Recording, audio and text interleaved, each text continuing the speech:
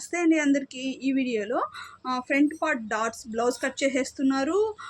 ఎలా అంటే అలా కుట్టేస్తున్నారు. ఫ్రంట్ పార్ట్ ఇలానే డాట్స్ అనేది వేసామంటే ఫ్రంట్ చెస్ట్ దగ్గర పట్టినట్టు లేకుండా, మరి ఎక్కువ షేప్స్ లేకుండా, మరి అటని చెప్పి చప్పటిగా అణిగిపోకుండా పర్ఫెక్ట్గా రావాలి అంటే ఏ కొలతలతో షేప్ బెల్ట్ పట్టాలి అనేది చెప్తాను. ఇలా బ్లౌజ్ అంతా కట్ చేసేసుకుంటాం కదండి.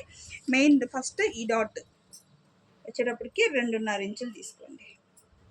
మనకి సరిపోతుంది. 2.5 ఇంచులు ఇలా పట్టుకోవాలి. ఓకేనా? ఇది కూడా 2.5 ఇంచులు, దీన్ని కూడా 2.5 ఇంచులుగా అయితే పట్టుకోండి.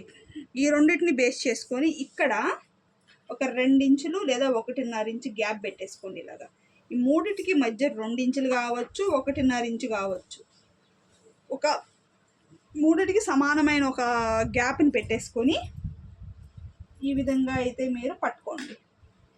అప్పుడు మీకు కరెక్ట్గా షేప్ దగ్గర కూడా అదిమినట్టు లేకుండా, పట్టినట్టు లేకుండా కరెక్ట్గా షేప్స్ అయితే మంచి షేప్ వస్తుందండి. క్రాస్ కటింగ్ కన్నా కూడా చక్కగా ఉంటుందన్నమాట.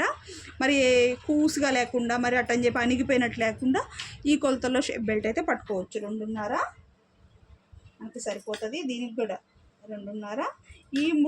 ఈ మూడింటికి మధ్య ఇక్కడ గ్యాప్ ఇలా తీసుకొని 2 ఇంచులు, ఒక 2 ఇంచులు తీసుకోండి. మూడింటికి మధ్య 2 ఇంచులు గ్యాప్ అనేది తీసుకొని మీరు షేప్ బెల్ట్ అనేది పట్టుకున్నారు అంటే, అదే డాట్స్ అనేటివి పట్టారు అంటే పర్ఫెక్ట్గా సరిపోతుంది. ఓకేనా?